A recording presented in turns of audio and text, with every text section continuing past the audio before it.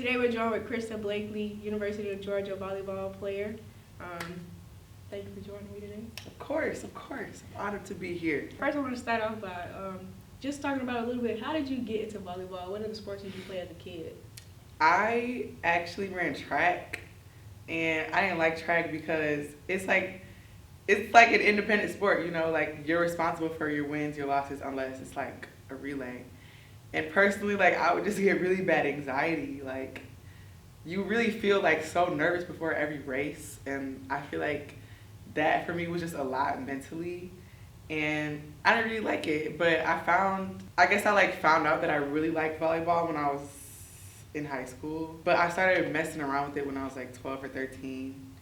And I just would play with like local clubs like in Detroit. So they weren't really like funded very well, and like I don't know, I kind of just like would play around with it and not really be committed to it until I got to high school, and my high school coach suggested that I go to a tryout for Michigan Elite, which is like one of the good clubs in Michigan. And I was like, okay, like I remember I did not want to go. And I went, and I just like did really good in like all like I guess like the physical categories. Like I had the fastest shuttle time, the highest jump touch, like all that stuff. So they were just like, whoa, like you're really athletic and you should consider taking this seriously. So they put me on the highest team, like for my age group, and they literally told me like, yeah, you're gonna be the worst person on the team, but you're gonna learn a lot because these girls have been playing like since they were like 9 years old, and they're like really experienced, so you can learn a lot. So why you didn't want to go? I mean, because this was the night before was my homecoming, so I had to like wake up early that morning, and I was like, I don't want to wake up early after homecoming, you know, like I'm trying to stay out with my friends. But I mean, I guess it worked out because if I wouldn't have did that, then I probably wouldn't even be here today. So. Exactly, yeah. So I know your mom played volleyball, so you didn't never want to play like volleyball because of your mom? I mean, because she played volleyball, that was why I was like, okay, like I'll try it. But I guess I just never thought of taking it seriously, just because of like, I guess the environment that I was in before. Like I hadn't really seen high level volleyball and what it would look like. I don't know. I mean, that is a good question though, because she was never the type to like pressure me, like telling me I gotta play volleyball. But I think like knowing that I had the opportunity to play just made me happy because I knew that she was into it. Mm-hmm. So I mean, all my family. She ever give you tips and stuff? Oh yeah, yes. Like both her and my dad are like super competitive people. So I mean, they wouldn't like overstep and be like annoying like some of those like real annoying parents are. Like I've definitely seen that, and it's not like that with them.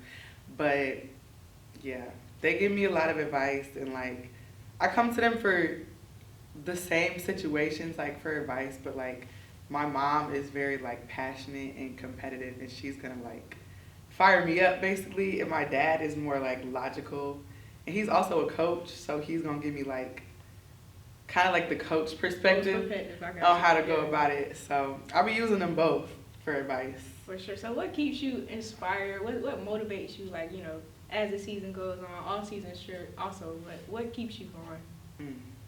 Honestly, just like competing, like it's just so much fun. Like when you're in the like you want to compete for the moments where it's like really close and it's like you don't know who's gonna win, or you want to compete. Like personally, I love competing in away gyms because like the fans, like they don't want you to, like I love playing in places where they don't want you to succeed. Like my favorite memory I think is probably when last year when we played Georgia Tech, and at Georgia Tech, and they had these towels laid out when we was walking in, and they said THWG, and I was like, what does that mean?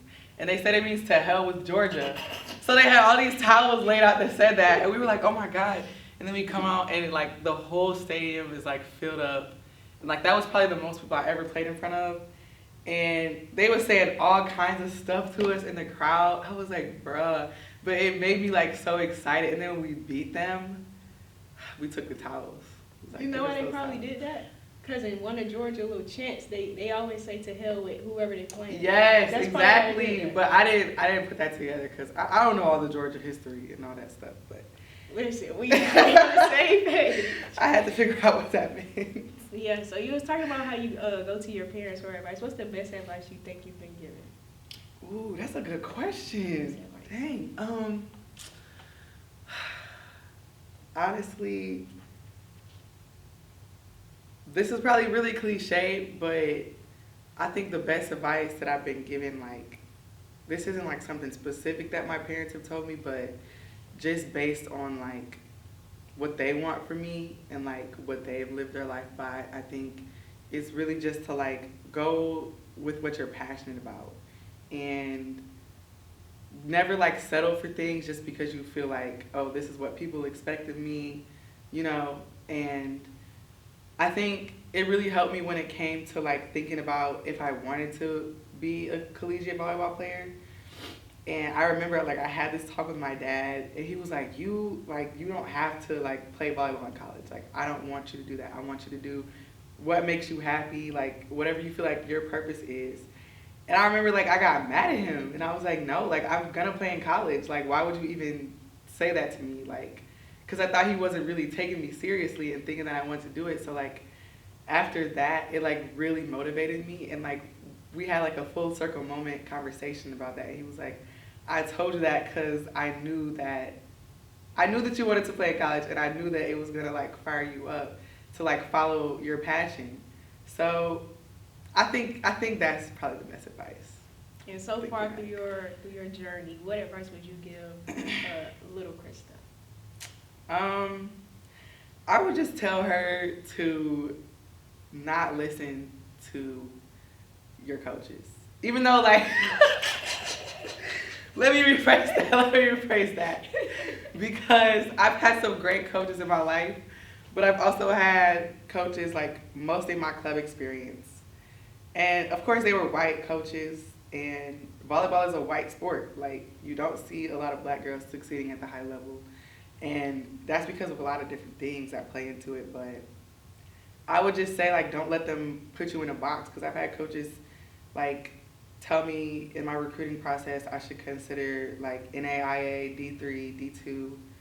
And I was like, maybe that's what I should start looking at. Like, I didn't have a lot of offers at all. Like, I walked onto a D1 school when I came out of high school.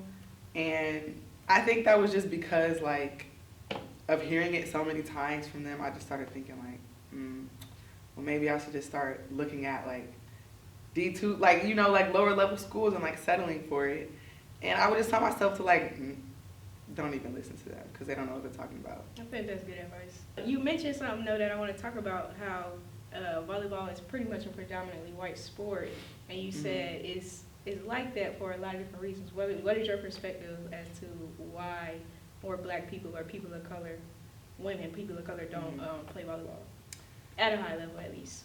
I really think it just comes down to like the funding and like the access, because for me, like I mentioned, when I was playing when I was like 12 or 13, we were playing in a church gym, and we didn't have a net. We had 2 poles and a string tied across the poles. So it wasn't even a net, it was literally just like a string. And like we were just out there like playing, like having fun, just messing around. And like there were 2 girls that I played with that ended up playing at the higher level. One of them went to Rutgers, one of them played at Clemson and Iowa State. And like besides them, like the other girls, they didn't really have access to like good coaches and like fundamentals, like technique. Like, we were just athletes out there, just like we knew how to jump high, we knew how to hit the ball. But when I came as a 16-year-old into Michigan Elite, the white club, they told me I was going to be the worst player because they saw like, okay, you're athletic, you're really raw, but you don't have a volleyball IQ. And like, I'm still even learning today, like here at Georgia, like I'm still developing the volleyball IQ. And like, I just wish, or like not wish, but I wonder like what kind of player I would be if I had access to that. Like, these girls have been playing club, which is like now, like $6,000 and up dollars. Pricey. Yes. Like not everyone's gonna be able to do that. So yeah, I think that's really it. And it's sad because I've seen so many girls that have the talent to play at the high level. They just don't have the exposure and they don't have the coaching and they don't have like the access. Like these high level clubs are out in these like white cities. I would drive like 30, 40 minutes to practice every day, but I know girls who would drive like hours to get to practice. Like, it's crazy. It's like with over honestly all the sports, AAU club, all that kind of stuff is so pricey now. It is, like, especially nowadays. Like when I was playing, I think it was like 3,000. But me and my teammates was talking about how for certain clubs it's like 8,000 to like 10K. Where do you get that kind of money? Like who has that kind of money? Like just laying around. Yeah. So even think about in the future if I have kids and like they want to play like club sports, like let's just hope I got some money because I don't know what they're gonna do. Crazy. All right, so you talked about how you walked on at Eastern Michigan. What was the process like? Pretty much, going from a walk on to earning a scholarship, and then obviously after your senior year entering the transfer portal to come to Georgia. What was all that? What was the stages like for you? The walk on stage, I was really just like happy to be there at first. I was like in shock, honestly, because I always like had the dream of being a D1 player. And I had an academic scholarship at the school, so like all of my tuition and stuff was covered. I just wasn't getting like the stipend, like the monthly check that my other teammates on scholarship were getting. And when I walked on, I also was redshirted, so that was like a little bit of a setback for me. Like it was confusing at first, but I realized that they redshirted me because they wanted to develop me more. So to sum that up, basically, it was just a lot of like learning for me because I was just taking in a lot of information and like getting used to it.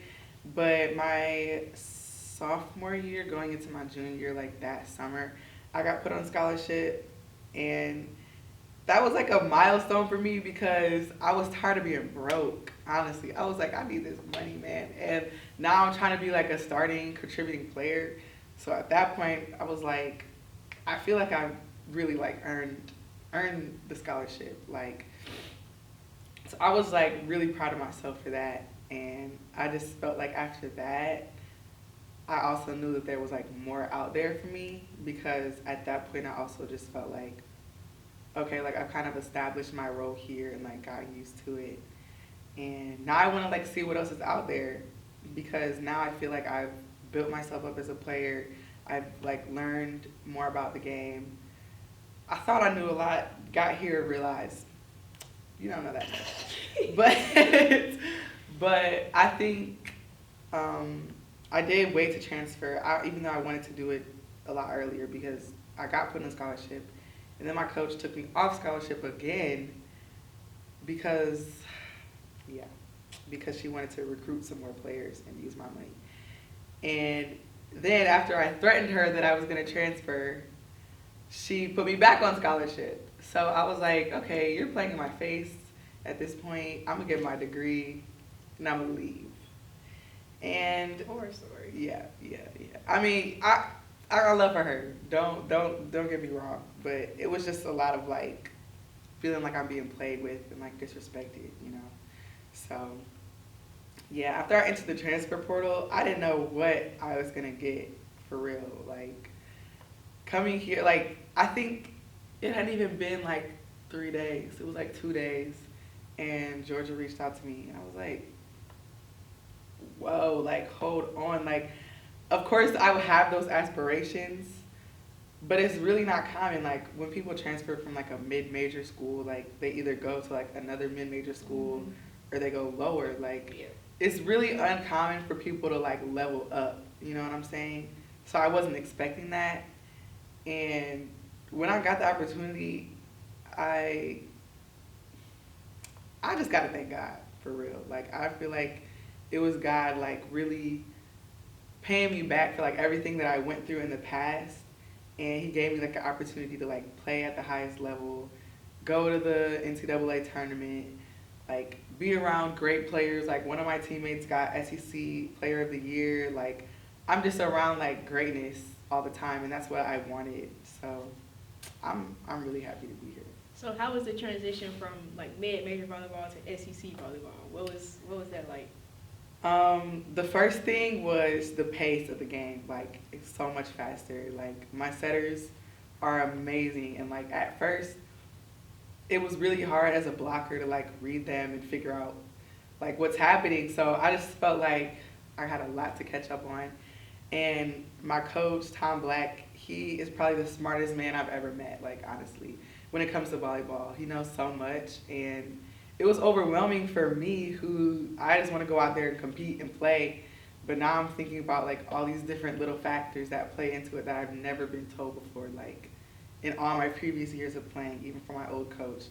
So it was just like overwhelming at first, but I also like accepted it because I knew it was going to be like that, and I wanted it to be like that. So What do you think your biggest improvement from your first season playing SEC to next season will be? I feel like my IQ is going to be a big improvement. Like mostly just like the mental part of my game, because I feel like physically there's not much more that I could like. This is gonna be my 6th year playing, so it can only go down after this, honestly.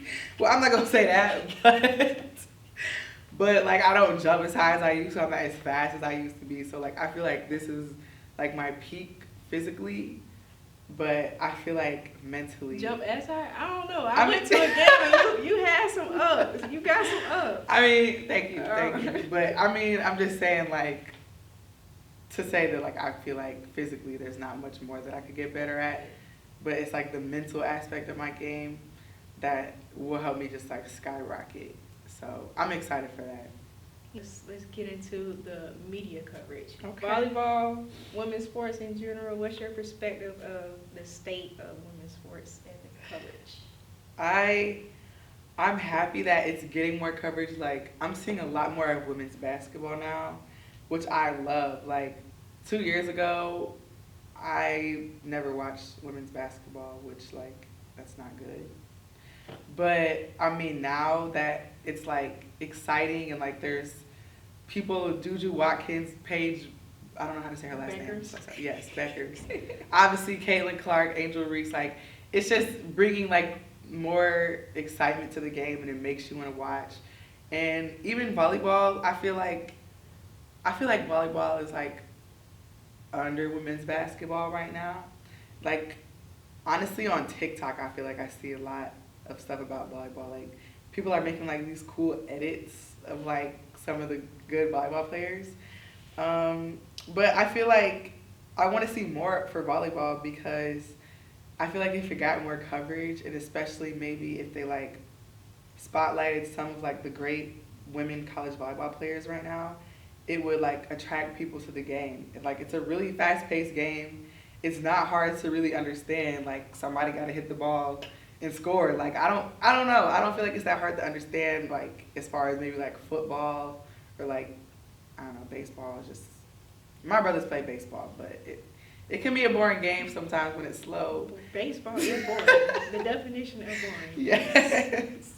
So yeah, I feel like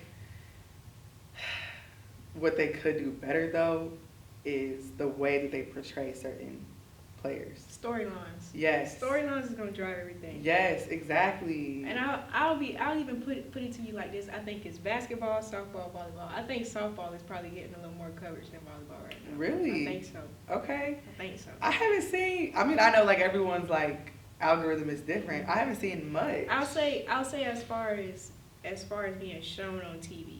Mm-hmm. Oh, they show volleyball, but I'm saying like.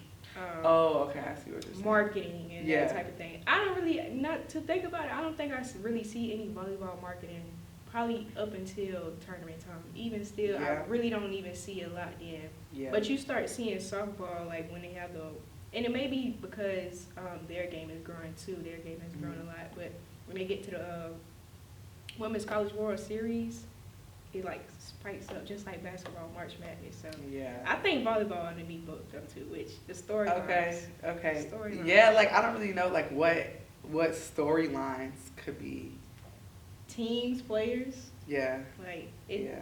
You gotta invest in it. But that's on the media though. They don't really seek out, learning about the players, learning about the team culture, that kind of thing. You're not really gonna know unless It's like they're looking for things that would cause a lot of controversy. So it's like, oh, she's too competitive, or she did this to a ref. Like, that makes me think about Coco Gauff, the tennis player. Most of the stuff I see about her is like, oh, she had an altercation with the ref because he made this call.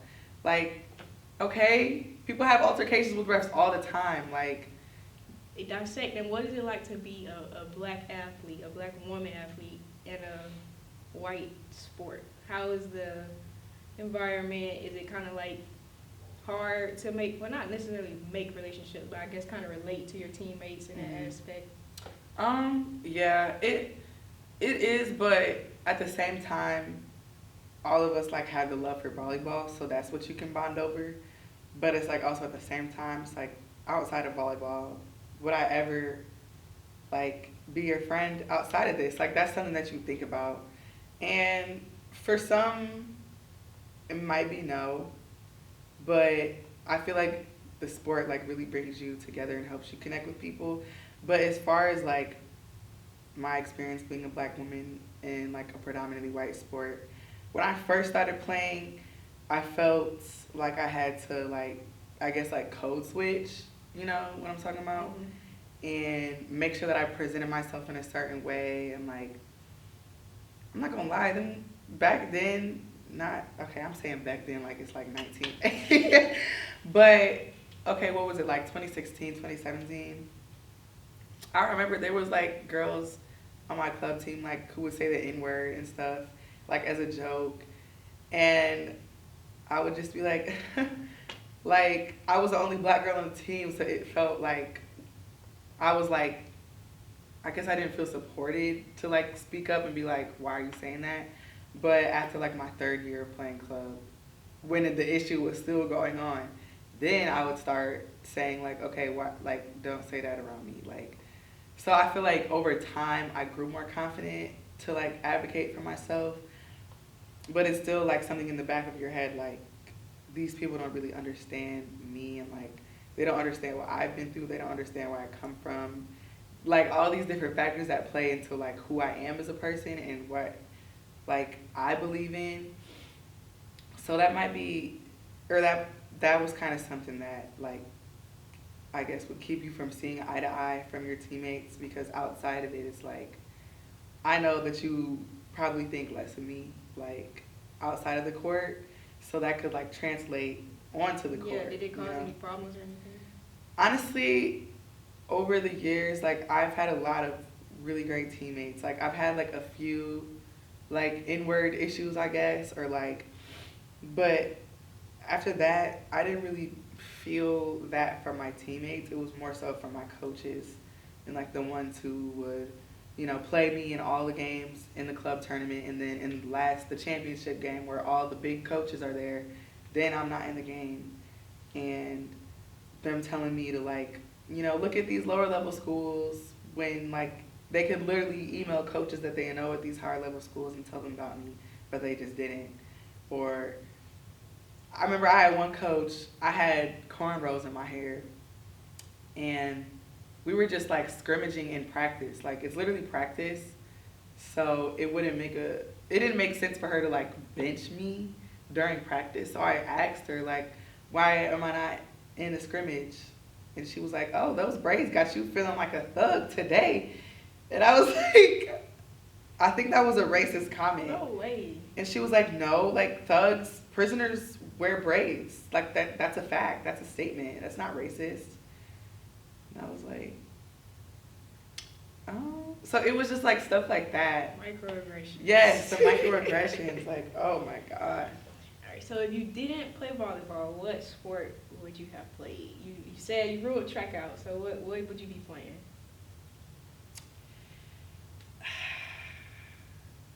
I would probably hoop. That's the right answer. But the crazy thing is, I had a hoop era. Like, In middle school, I remember this one summer, I was determined to try out for the middle school basketball team. Mm-hmm. And I was telling my brothers, like, y'all, like, I'm trying to try out, like, help me, give me some pointers. And I could shoot for real. Like, I was good. Let me see the form. But the bad thing was, I had no handles. Like, You could have played down low. I don't even know what that means. A post, a bid. Oh, so I could just, like, be getting rebounds and trying to, okay, yeah. Putbacks. Yeah. I can see myself doing something crazy. like that, but yeah. It was a moment in time, and then it went away. So I know that you like to read books. What are some of your hobbies that you get into outside of volleyball? I'll be trying to cook, I'll be trying to get into the cooking. I do like writing too. I also used to like be into like painting and drawing. That was an era. I kind of stopped that.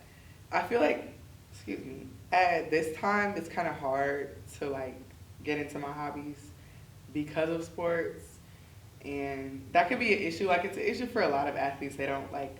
We have a lot of programs that like help us find our identity outside of sports.